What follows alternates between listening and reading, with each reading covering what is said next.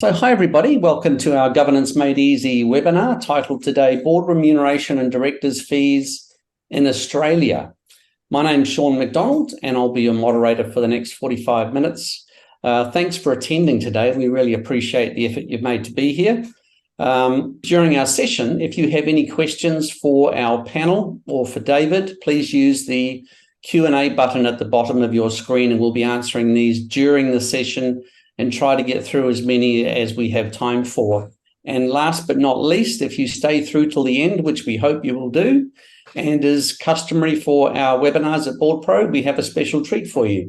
By answering a quick 1-minute survey at the end, you'll go into our draw to win a beautiful gift hamper worth $400. Now, for those of you who do not know much about BoardPro, we are a board software provider, sometimes called a board portal. We serve around 25,000 users around the world in about 26 different countries, and we enable organisations to prepare for and run their board meetings more effectively with clever software, of course, with less time, and deliver more impact and value for the organisation. And as much as we are a board software provider or portal, part of our wider mission from a marketing point of view is to make the fundamentals of governance free and easy to implement for all organisations, especially those with resource constraints. And how we do that is through our resource centre. So on our website, on our resource centre, you will find hundreds of guides, templates, business templates, minutes templates, agenda templates to help you on your governance journey. So I would highly recommend you take a look in our resource section there. So let me do something different, team, today. Lisa, would you like to introduce yourself to everybody? Kia ora and g'day everyone. I'm Lisa Cook, Managing Director of Get On Board Australia. And Joanne Poulin. Thanks, Sean. Hi everyone. I am working as a board and governance specialist at Directors Australia, and I also bring to the table my director experience. And lucky last, David, over to you. G'day everyone, my name's David Maywald. I'm a board member on 5 organisations, 4 charities across Canberra, Sydney, Adelaide, and 1 public company here in the ACT. So this research provides a holistic picture of the governance landscape in Australia. And it actually came out of a panel that I spoke on last June, which was part of an Australian Institute of Company Directors workshop called Finding Board Positions. It's a lot of recent company director course graduates and aspiring directors. And the attendees had a stack of questions about what were the available board roles, how much they might get paid, tailoring their pitch. And even though I've had more than a dozen board roles during the last 25 years, I didn't feel that I had a complete enough understanding to really answer their questions in detail. So I spent the next 3 months doing a meta-analysis of director pay and the board landscape across Australia. And this included, devouring a lot of the published research reports and surveys that are in the public domain, but also really scoured the McGurk Remuneration report, and also the databases of available advertised roles, AICD's Directorship Opportunities, SEEK, and a bunch of others as well. Plus, I delved into some primary research by collecting data on over 100 listed companies, over 100 registered charities, and hundreds of government boards at the state and federal level. After pulling all of this together and trying to digest that enormous pipeline of information, that work distilled into this holistic picture that we're going to have a snapshot of today. And it allowed some really granular comparisons between the categories of boards and organisations. One of the key observations is that the director market is incredibly heterogeneous in terms of director fees. And in particular, it displays extreme inequality, more than you see almost anywhere. You can see on the right-hand side of this slide, there are 2 key asks that come out of the work. Firstly, governance would be improved by paying more directors in recognition of their time. And this would broaden the pool of prospective board members coming into recruitment processes Plus, I believe it helps to alter the culture between management and boards and encourages executive management to appreciate the contributions that board members are making. Secondly, I strongly advocate for allowing tax deductibility of the costs of volunteering, the necessary costs incurred in volunteering. And I believe this would encourage improvements in the quality of governance, as well as recognising the enormous contribution that unpaid board members make. Sean, could you flip over, please? So the presentation contains 3 provocations to make it a bit colourful. The first being a misperception around the scope, the breadth of the governance landscape. Aspiring directors often have really good awareness of the most visible organisations. You see 3 obvious ones here. And they might aspire to join one of these boards, but these are really just the tip of the iceberg. So part of the conclusions that come out of this research project suggests that in Australia, there are over 500,000 governing bodies. And this does include the 2,000 listed companies, as well as a couple of thousand government entities and a few thousand very large registered charities. But those 3 categories only make up about 1 to 2% of the total.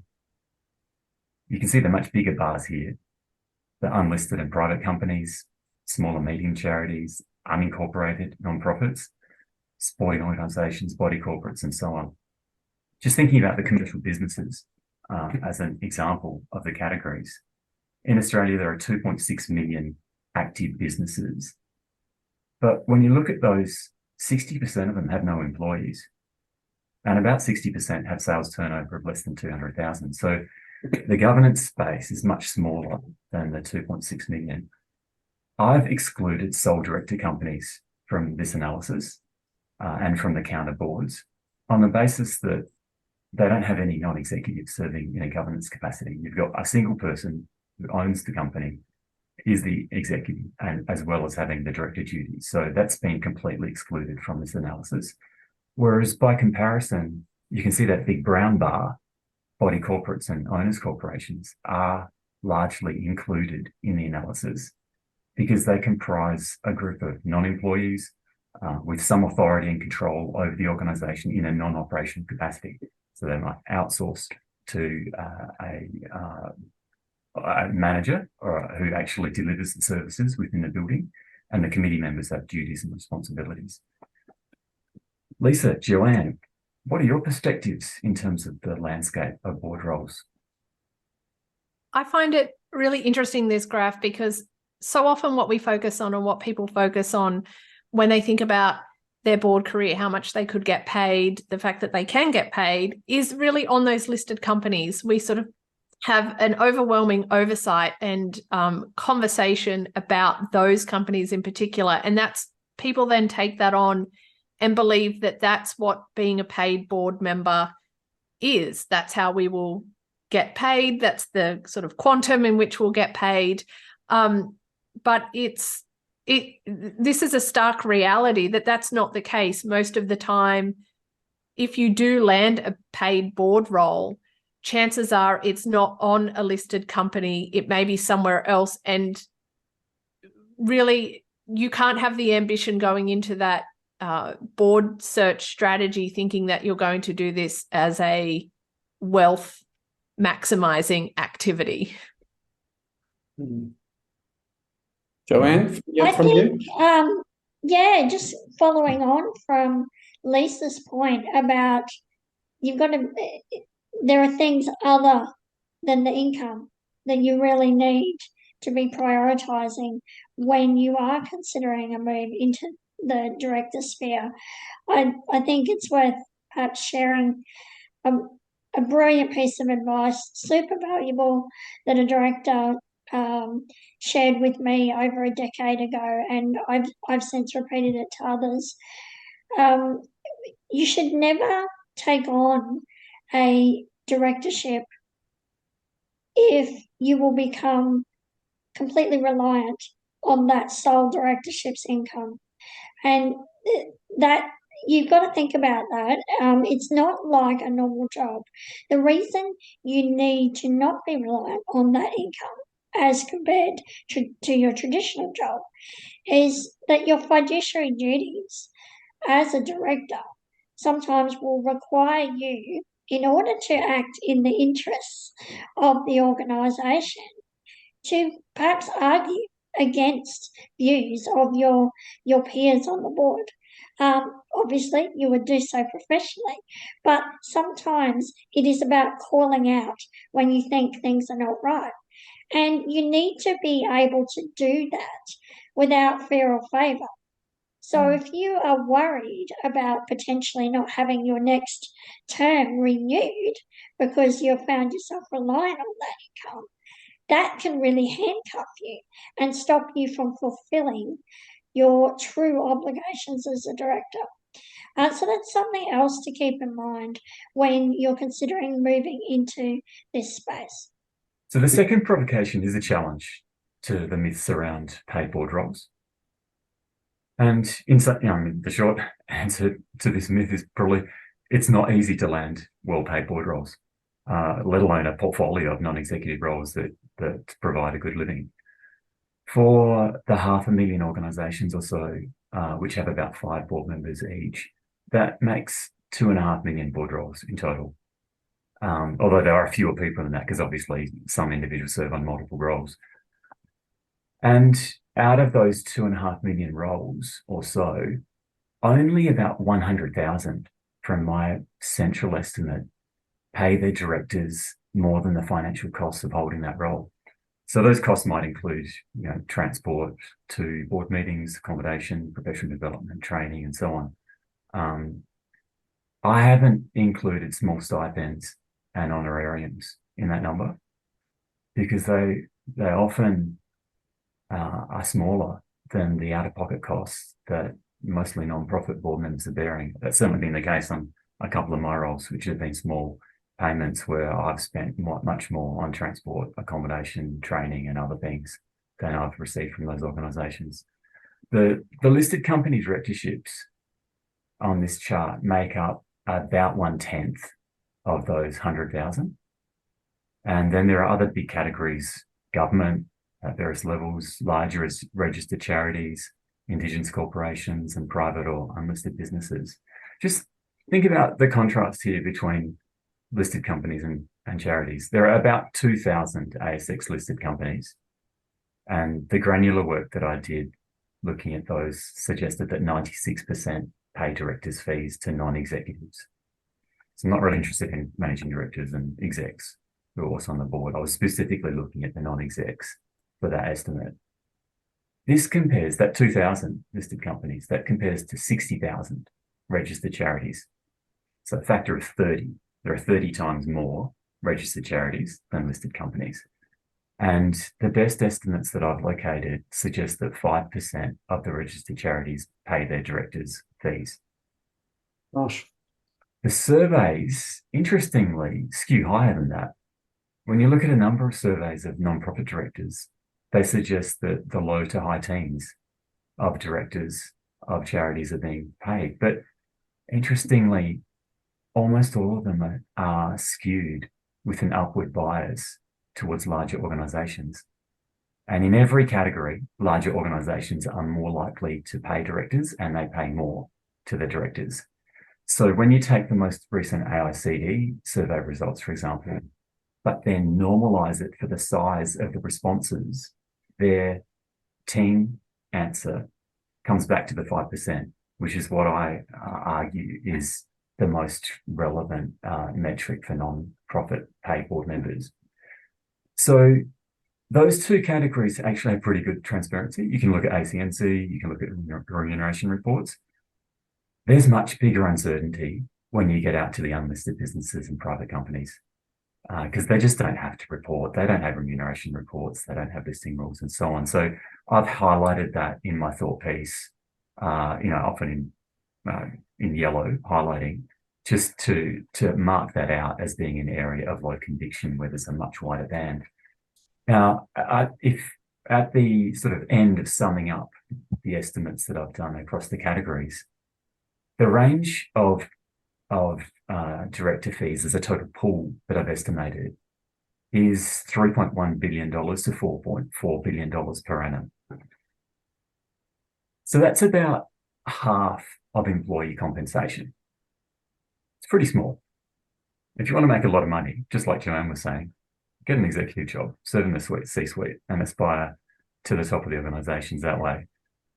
You're going to get, there's 200 times more spent by organizations on employee compensation compared to the total for directors' payments. This is a tiny little sliver of what's paid. In contrast to the payments, the voluntary contribution of board members, my estimated range is 15 billion to 20 billion per annum. So it's several times the value of the financial payments going to directors. And what that shows is that directors are making a really material contribution to the overall volunteering effort in Australia, New Zealand, and other countries. Joanne, Lisa? Yeah, look, I mean, not discounting the fact that, yeah, I absolutely acknowledge there's a huge unpaid value add delivered by directors, particularly in this country, is my observation. The point I would make for those that are looking, that are considering an NFP directorship, in my experience, a lot of organisations, even if they don't directly compensate directors, there is often provision in their constitutions to allow them to reimburse directors for legitimate expenses. Now, every organisation might have a different procedure around that. So, legitimate expenses, I'm talking about travel, accommodation, perhaps if there was a cost associated with attending a conference where they're representing the organisation. So I just think that's something that people, it's worth them considering. And then there's also the added value that you can receive. So it may not be in terms of directors' fees, but these days more and more not-for-profits are actually willing to fund people undertaking quite hefty cost-wise courses. So company director courses, Governance Institute of Australia courses, all in an effort to elevate the knowledge and experience on their boards. So that's just something I'd say on the NFP space in terms of you are incurring a lot of out-of-pocket expenses. Check that out. But in terms of your key point here, David, in regards to the relatively small proportion of directors taking home a large portion of the income, that is real. It's a thing.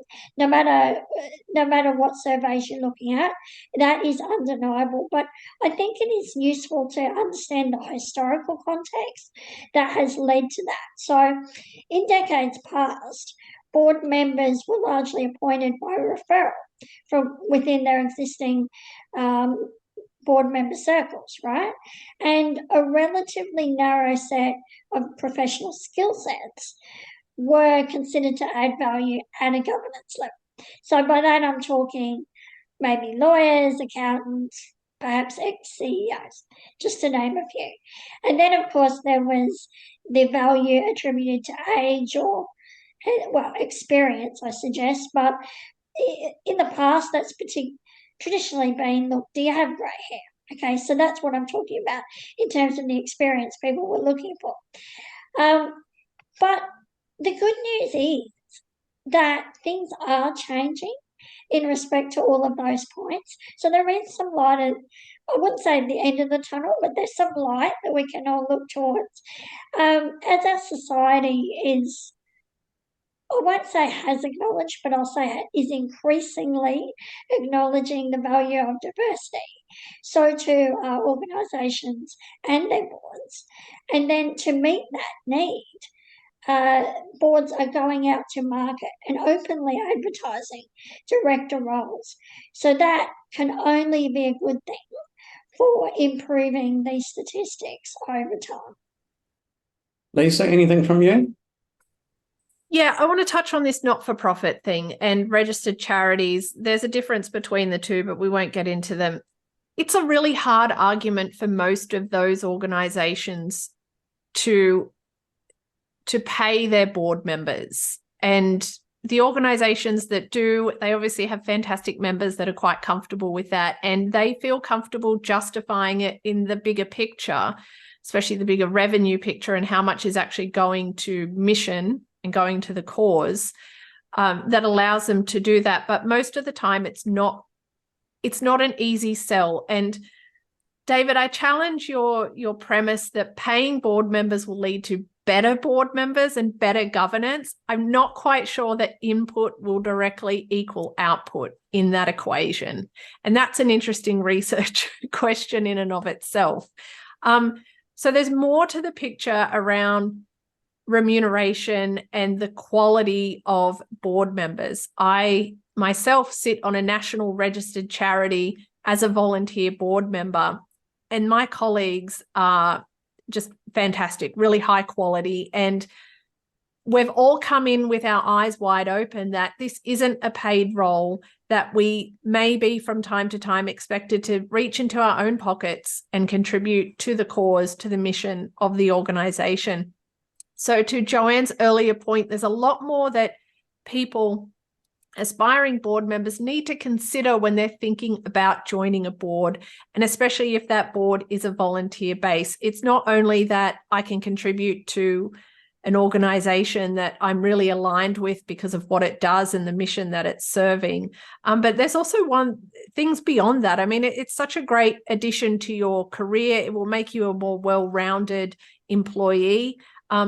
And I'm not necessarily saying that only for senior levels or executive levels. People at all levels of organizations, if you serve in a not-for-profit, if you serve as a volunteer board member, or even if you're lucky enough to get an advisory board or a paid governance board role, that's going to make you far more valuable in your day job than may be first apparent. So think a bit more broadly beyond just how much will I get paid for this role.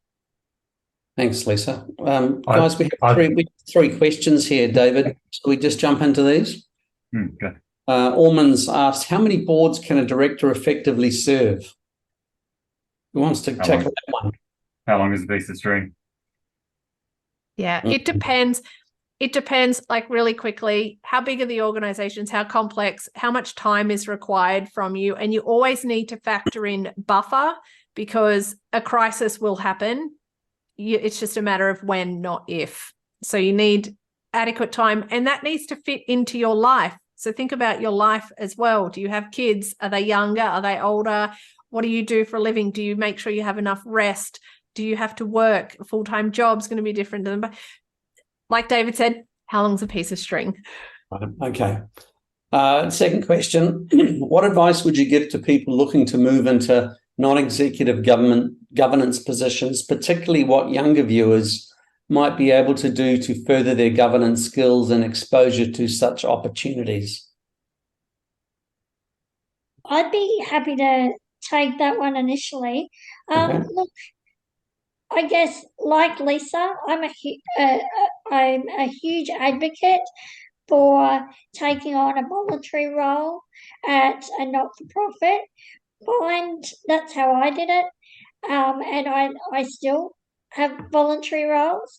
So you can get so much value for that. Personally, if you pick a charity or an organisation type that you have passion for, that is the crucial thing. Figure out what's your passion, what will be really meaningful for you, and then it doesn't seem like work when you can see the difference you're making. So from personal experience, I would say really just approach organisations that you're interested in, even if it's not directly going onto a governance board. They may have advisory committees. Find some way of getting involved. And once I think you show that passion for the cause, plus the additional skill sets that you can bring, I think that's the gateway for you. So like everything in life, you have to put in a bit of effort, I believe, before you reap the financial rewards at the end. And please don't discount the real value you can gain personally from engaging with a not-for-profit board. The other thing I would add is do your education. Sign up to a company directors course. Sign up to Governance Institute course. Do that additional training so that you can ensure when you're considering whether a role is right for you, you're actually looking at all the relevant factors. So that's the way I did it. It's worked for me, and I suggest it's worked for many other people. Lee has a question. Just finish off on this one. He says, if you have a board position on an NFP, can you be paid as an honorarium and not as a director's remuneration, therefore not withholding PAYG tax and having superannuation implications? Who would make this decision? Would it be the board? More than likely, and it may also be something that your members have to vote on. Get some legal advice on that, I recommend. As to the tax and superannuation implications, get professional advice on that, but you're going to have to declare it as income anyway. So get some advice. Orman's asking, should volunteer directors be referred to as volunteers or unpaid directors? Directors. Correct. Unpaid directors? Directors. It's all the Just same. No one directors. cares if you don't get paid. The rules Right. do not change. Okay, Paul's asked, appreciating that your key driver shouldn't be the fee, how do you balance up the potential financial risks you can be exposed to with no or low fees? That's a challenge, isn't it? Mm. Yes. I'm happy for someone else to answer. David? Look, on that one, I would firstly, you should always check that there's director and officers insurance provided by the organisation. So that's something one of the first things you learn when you do some of that education in the director space. So that's important. But equally, there are financial risks outside of that. You can't insure against everything, obviously. Look, I think it's different for different. Everyone's different. Everyone has a different risk profile, and everyone will value that risk-reward trade-off differently. So what do you think it will mean to you to gain the experience of being on that board? What will it mean for your career prospects by being able to talk about that experience on your CV? What networks will you get from engaging at that board level? Because most directors are on more than one board, so you can quite quickly expand your professional network. So there's a lot of non-monetary value that you can get, but honestly, it has to come down to the individual, your risk appetite, and also the risk profile that particular organisation presents for directors who sit on that board. So we have another couple of questions, but we'll circle back to these ones, David, if we have time. So the third provocation tackles what Joanne alluded to in terms of diversity and some perceptions that it can be easily addressed with box ticking and director recruitment. There was a fantastic survey that came out 2 days ago from the Institute of Community Directors Australia. They polled 714 NFP leaders, and the top factor preventing people from joining or staying on a board, cited by 84% of respondents, was lack of time. 84% lack of time. The next most common response at 45% was lack of knowledge, and slightly behind that, lack of relevant skills at 43%. So lack of time, lack of knowledge, and relevant skills, by far and away, their most common response. So if we could flip forward through, please, Sean. There are important structural factors, and Joanne, mentioned a number of these. The people who've got spare time available to volunteer, they tend to be older, They tend to be without children or with older children. They tend to be wealthy and white. It's much harder for a migrant working parent to serve on a voluntary board than it is for an established professional or an Australian-born retiree. Director recruitment does draw from a pool of people who are willing and able to contribute, and that doesn't necessarily overlap closely with the stakeholders of the organisation. So a third factor, which often isn't, actually put on the top of the table, understaffed and poorly resourced organisations, it might be the case that it suits the CEO to have a disengaged board with directors who don't meet all of their obligations or who don't take their duties seriously. It takes a lot of time and effort and money for governance. And this competes with the dozens of other priorities that are sitting with the management team. If you look at my two-pager, which will be sent around with the post-webinar email, the second page of that has a paragraph which benchmarks the amount spent on governance. In very large listed companies, they spend about 0.1% of revenue on governance. For small organisations, they spend around 1% of revenue on governance. And for very, very small organisations, they might spend more than 1%. It's worth taking a quick look at that paragraph because it won't help with your tailored circumstances, but it will at least give you a benchmark for the size of your organisation compared to what is commonly spent by other organisations on governance. It includes director fees, strategy days, board portals, the services that sit around governing an organisation well. That's a good guide, and I'd suggest taking a look at that after this webinar. We also know that leading diverse teams is more time consuming and it's more complex. And this can be really onerous. Think about volunteer chairs, especially where they've got multiple commitments. They're running their own business or they have a full-time job. They've got a family, they've got caring responsibilities, and they're expected to lean in, especially when things aren't going so well, and put in even a lot more of their time.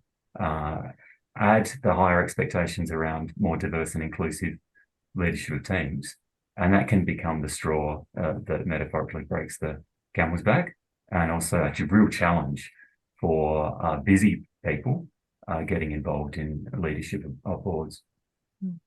So I think this follows on, really quite nicely, Joanne and Lisa, to what you were saying just a few minutes ago. Yeah. Did you have any further comments?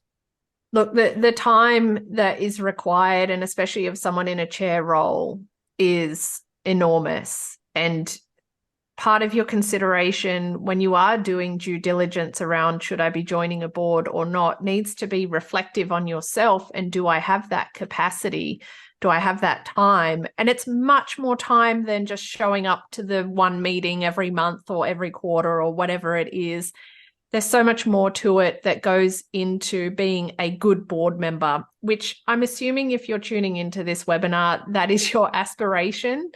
So always, I don't know, would a rule of thumb, triple, quadruple the time spent in the meeting, in the proper board meeting, as to the time that you need every month to invest into that and into yourself in that capacity as a member of that board.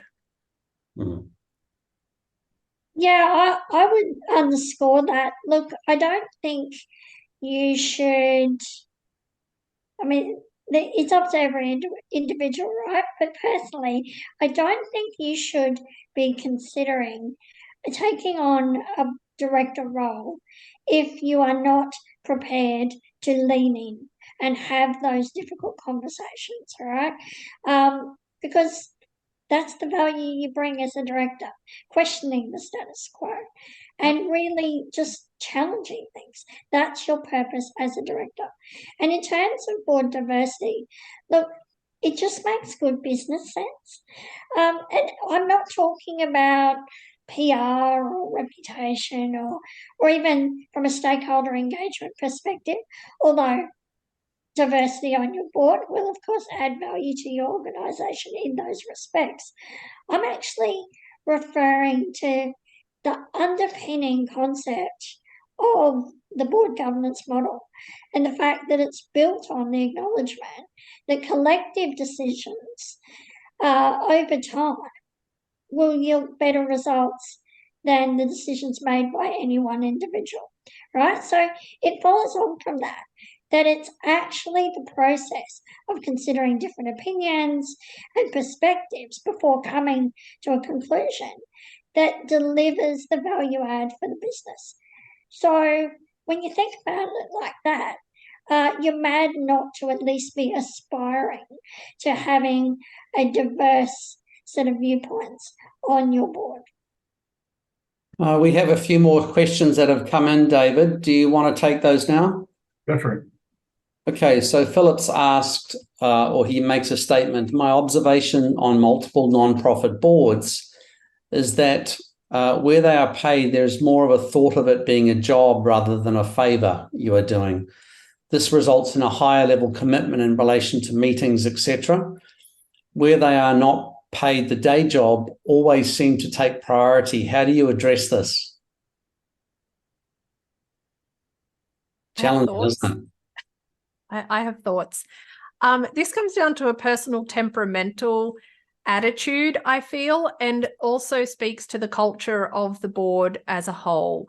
And if you've got board members who come in with that kind of attitude, you're already starting on the wrong foot, I feel like. And if there's a general culture of the board that's okay, it's going to keep being a problem. And that sort of stuff needs to get called out. Like Joanne said, you need to confront reality and call these things out and changed, because the boards I sit on where they are volunteer board members, that attitude is not there. And if someone starts to think like that, they're quickly told, maybe this isn't the place where you're going to thrive. Sue Miller has asked, as a small business, how do I decide what remuneration to pay the board members? And is it different for the chair, deputy chair, and others? Joanne, you're probably best to answer this one, aren't you? Yeah, I'm very happy to do that. Look, rarely a week goes by that I don't find myself preparing independent remuneration advice for organisations. These days, quite a lot of those organisations are small and not-for-profit, so it's a really good question. Look, when we go about that process, it's really about understanding the organisation, really digging in, understanding what the risk profile is, what's expected of directors, because that will be different in different sectors, industries, and just different organisations, really. But then once you've got a feel for the average time commitment, the level of responsiveness that's going to be required of those directors, then you're quite correct. You need to look at the relativities between the obligations of those roles.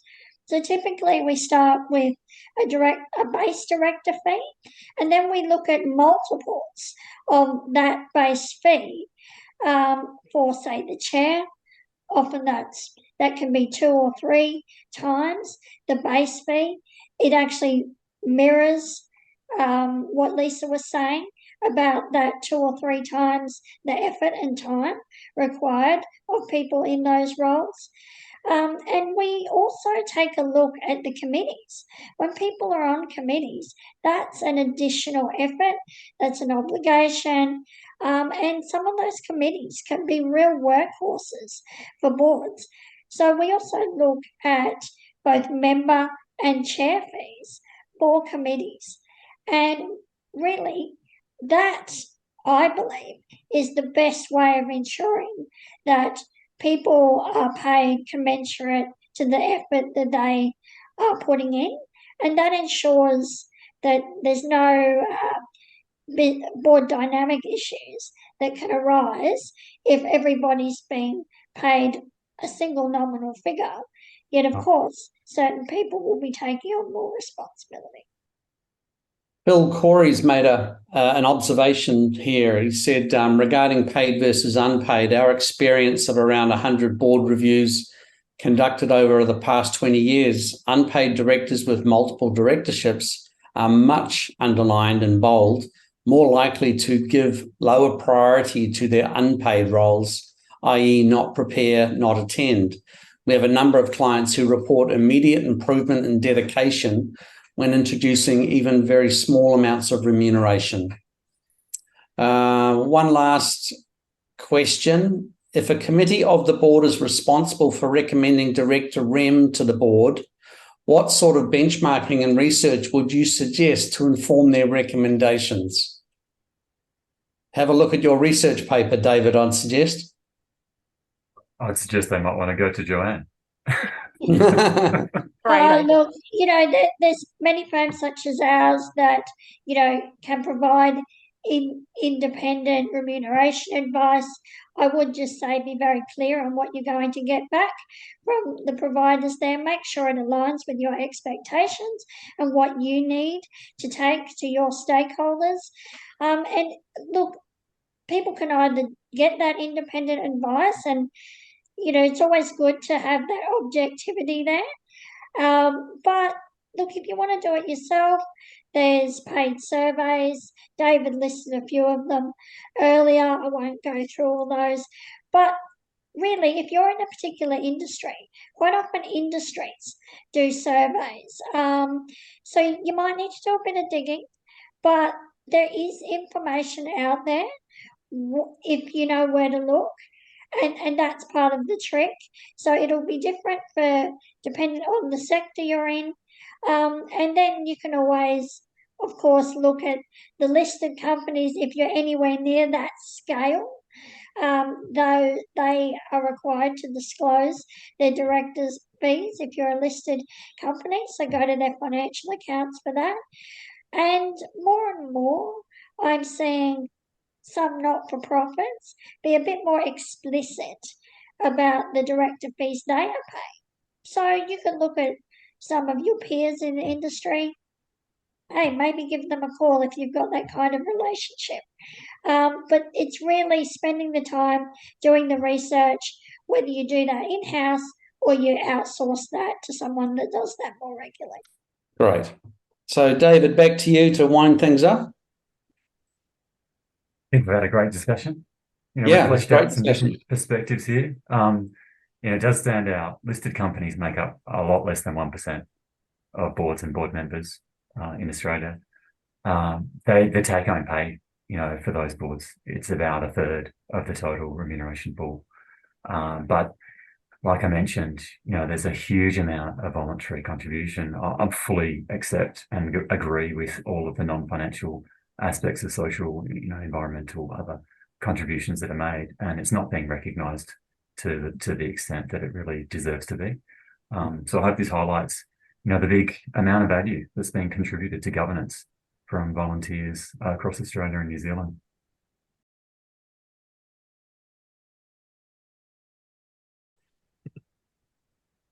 So that brings us almost to the end of the webinar, everybody. Please feel free to connect with David, Lisa, and Joanne on LinkedIn or at the end of the survey that you fill out. We'd really appreciate it.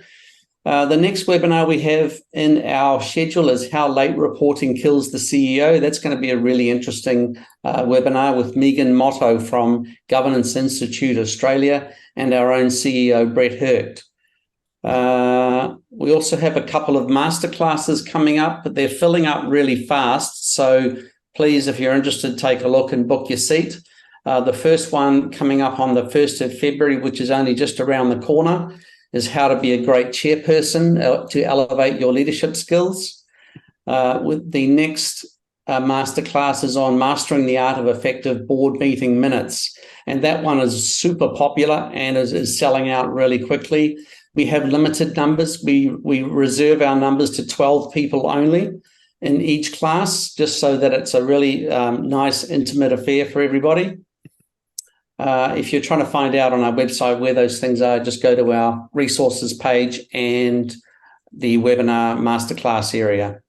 So now as you leave the webinar, don't forget to complete our 1-minute draw and go into the draw for our $400 gift hamper. It's really, really nice.